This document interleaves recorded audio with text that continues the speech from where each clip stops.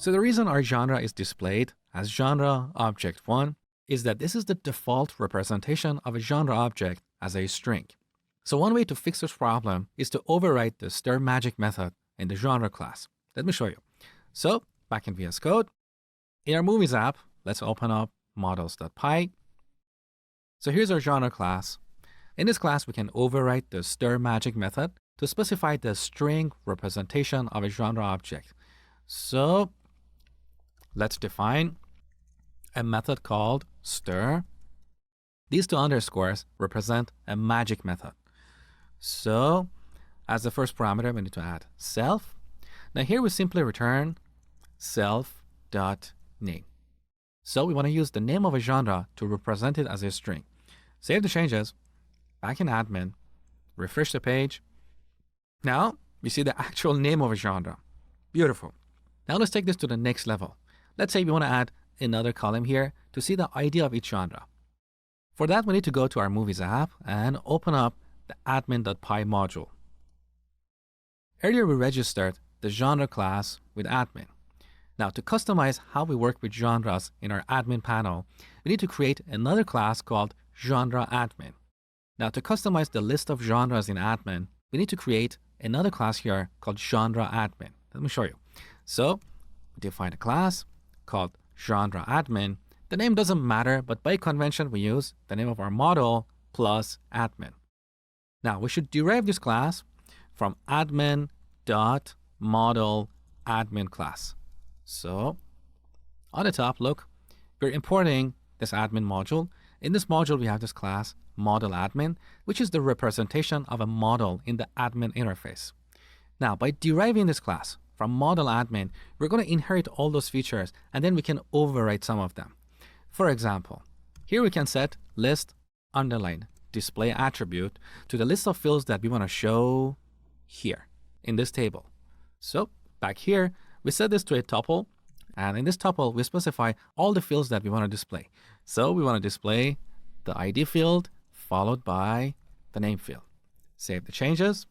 Now, when registering this genre, we should also pass this genre admin model. Save the changes one more time. Back on admin, let's refresh this page. There we go. We have two columns, ID and name. Beautiful. So let's go ahead and add a new genre here. Here's our genre form. Currently, we only have one field, name. ID is not here because its value is automatically generated by our database. This way, we can ensure that every genre has a unique identifier. So let's create a new genre, comedy. Now let's save this. Okay, so here's our second genre, beautiful. Now here on this sitemap, let's go to our Movies app. In this app, we have the list of genres and movies. Let's look at the list of movies. Currently, we have no movies here, so let's add a new movie. I'm going to call this Terminator. Release year, I guess 1980, I don't know, 5. Let's say we have 5 DVDs of this movie in the stock, and the daily rental rate is 1.95.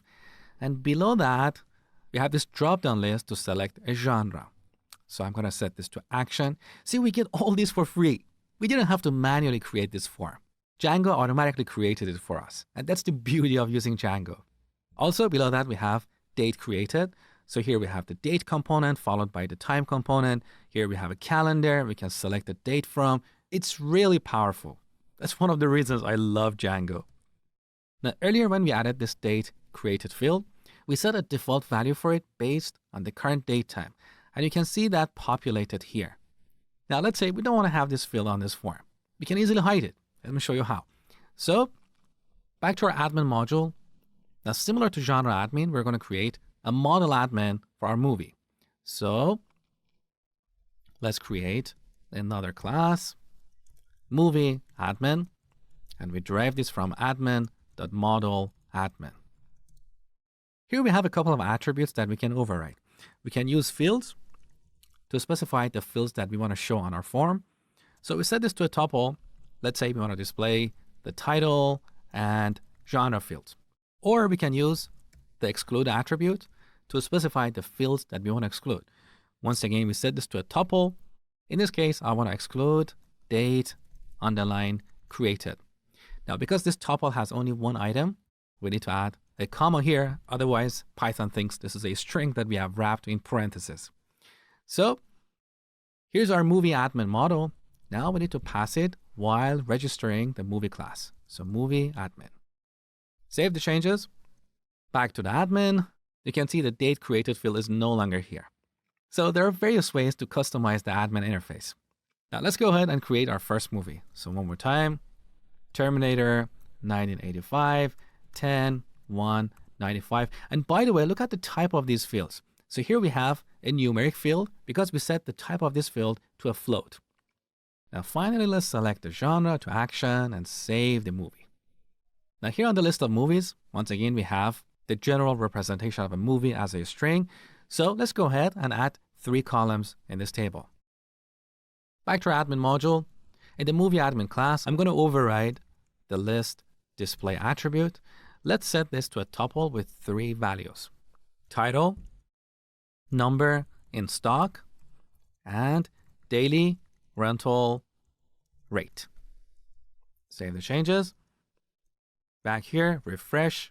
Oops, our web server crashed. So let's go back to VS Code and look at the terminal to see what happened. We got this error. The value of list display2 refers to daily rental rate, which is not a callable and an attribute of movie admin. So it looks like I made a mistake here. The name of this field is actually daily rate.